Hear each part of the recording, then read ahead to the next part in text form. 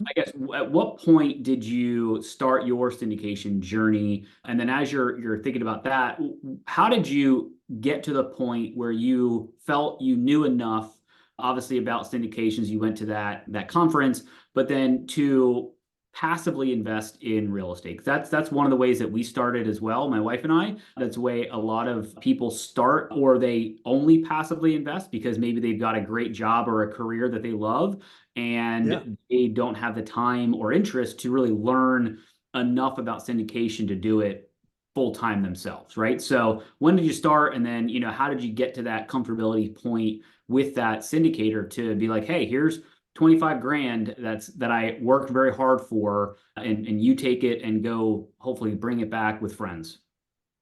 Yeah. And so this was 2017. Okay. That's when I went to that first convention. Yep. And then, so like I said, I continued to educate myself, started talking to sponsors. And it was in like late 2017 that I Okay. actually passively invested that first time, because I thought I was asking all the right questions. In retrospect, I wasn't. I was probably asking a lot of dumb questions, but that's okay.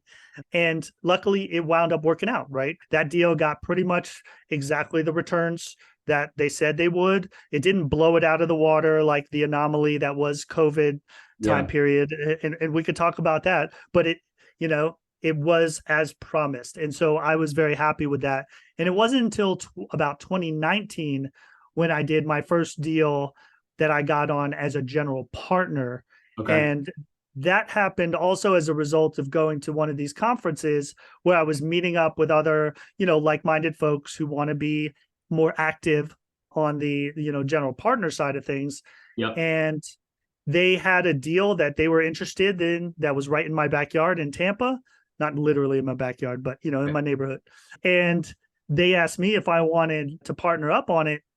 All right. Well, they asked me if I wanted to be a limited partner on it. And I did have some capital saved up from my deployment, but I was like, no, man, I want to be a general partner. I want to find my own deal. Everybody's hyped up, they want to do their own thing.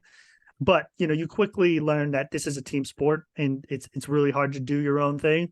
And they came back a little bit later, I'd say probably a few months later, right when they were on the cusp of closing on this deal, but they weren't quite there yet. They Okay. needed some extra help, both from a capital perspective, and from a general partner perspective, which I could provide because, again, I was boots on the ground.